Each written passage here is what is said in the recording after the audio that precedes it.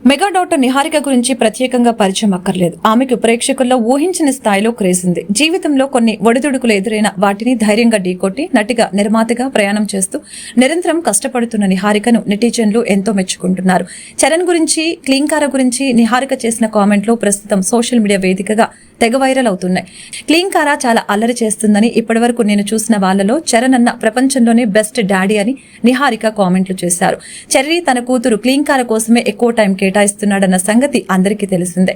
క్లీంకారతో ఉండే టైం తెలీదని, ఈ మధ్య షూటింగ్లు కూడా త్వరగానే ఫినిష్ చేసుకుంటున్నానని, సాయంత్రం 6 గంటలకే ప్యాకప్ చెప్పేసి ఇంటికి వెళ్లి క్లీంకారతో టైం గడుపుతున్నానని రామ్ చరణ్ చెప్పుకొచ్చిన విషయాలు సోషల్ మీడియాలో వైరల్ అవుతున్నాయి. ఇక తన చేతులతో తినిపిస్తే క్లీంకార మొత్తం తినేస్తుందని, తనంత బాగా ఇంట్లో ఎవరు తినిపించలేరని రామ్ చరణ్ తన గురించి తాను చెప్పుకున్న సంగతులు బాగానే వైరల్ అయ్యాయి.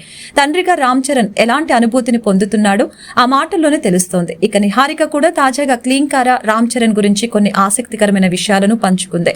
నిహారిక ప్రస్తుతం కమిటీ కుర్రోళ్లు అనే సినిమా ప్రమోషన్స్ లో బిజీగా ఉంది. నిహారిక నిర్మించిన ఈ చిత్రం ఆగస్టు 9న రాబోతుంది. ఈ క్రమంలో నిహారిక ప్రమోషన్స్ అంటూ ఫుల్ బిజీగా తిరుగుతోంది.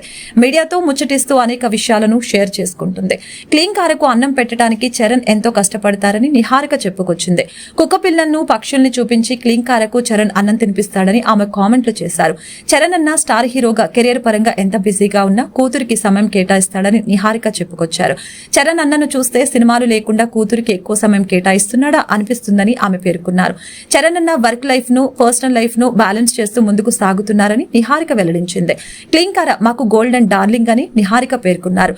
నిహారిక, చరణ్, క్లీంకార గురించి చేసిన కామెంట్లు అభిమానులకు ఎంతో సంతోషాన్ని కలిగిస్తున్నాయి.